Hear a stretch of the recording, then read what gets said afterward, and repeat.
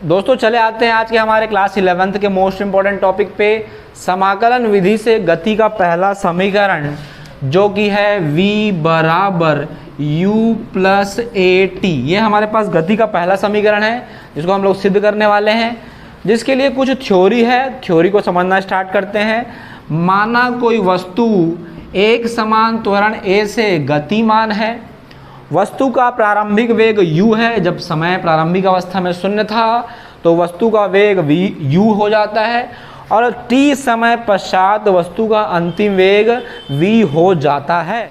तो यहाँ पे हमारे पास एक फार्मूला है, हम लिखते हैं वस्तु का त्वरण, जिसको दर्शाते हैं a से और dv अपॉन dt। त्वरण बराबर वेग में परिवर्तन बटे समय अंतराल। अगर इसको हम समझे त्वरण क्या है तो इसको हम समझ चुके हैं, चलो फिर से रिवीजन कर लेते हैं।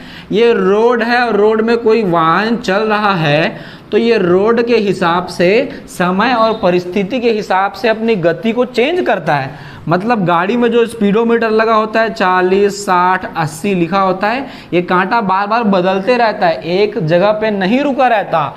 मतलब वेग में परिवर्तन होगा समय के साथ। अगर रोड अच्छा है तो हम गाड़ी को स्पीड से निकालते हैं, रोड खराब है तो हम स्पीड कम कर देते हैं, या रोड में ट्रैफिक आ जाएगा तो भी हम लोग गाड़ी का स्पीड कम कर देते हैं। तो ये है त्वरण बराबर वेग में परिवर्तन बटे समय अंतराल। अब हम क्या करते हैं, dt को भैया इधर भेज देते हैं a into D T, dv तो वैसा ही है। इसी लाइन को फिर से लिखे dv बराबर a dt, समीकरण 1 आ गया। इसके बाद हमारे पास एक कंडीशन होता है, स्थिति सीमा होता है, लिमिट होता है। हम बोले देखो भाई, जब समय का मान शून्य था, जब समय बराबर शून्य, तब वस्तु का जो वेग है वो था u। और हम बोलते हैं जब समय का मान हो चुका है t, जब समय का मान t हो गया तब वस्तु के वेग की बात करें तो वस्तु का वेग हो गया v। ये थी कहानी यार, ठीक है भाई। तो अब हम क्या करते हैं, उपरोक्त सीमा के अंतर्गत समीकरण 1 का करने वाले समाकलन। तो हम यहाँ पे कमेंट लिख देते हैं कि देखो भाई, समीकरण 1 का समाकलन करने पर उपरोक्त सीमा के अंतर्गत। तो यह समीकरण 1 को हम वैसा ही लिख देते हैं एज इट इज dv बराबर a dt, वैसा ही लिख दिया हम लोग। अब लगा देते हैं समाकलन का चिन्ह, ये समाकलन का चिन्ह लगा दिए। इधर दिख रहा है v, तो वेग की बात कर रहा है ये, तो प्रारंभिक वेग था u और अंतिम वेग था v, तो नीचे लिख देंगे u और अंतिम वेग लिख देंगे v। समय की बात करें तो प्रारंभिक समय था 0 और अंतिम समय है t, तो ये रहा 0 और ये रहा t। अब अगले स्टेप में समाकलन करेंगे। क्यों भाई, ये देखो dv तो वैसा ही है, u भी वैसा है, v भी वहीं पर है।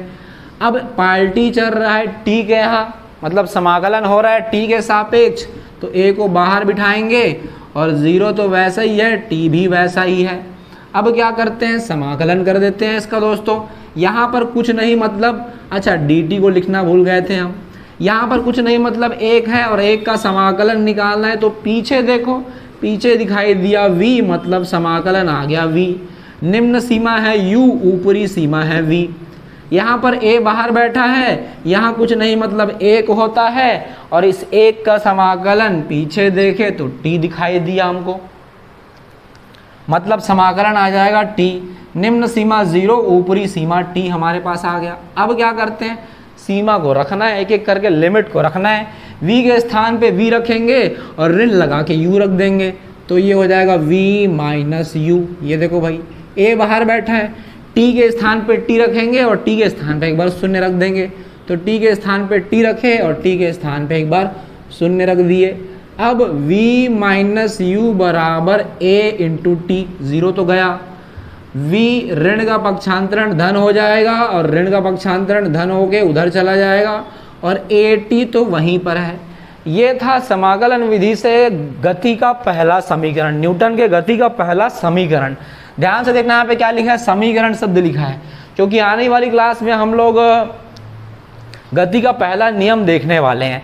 तो वीडियो को पॉज करो और ये जो व्यंजक है इसको कॉपी कर लो।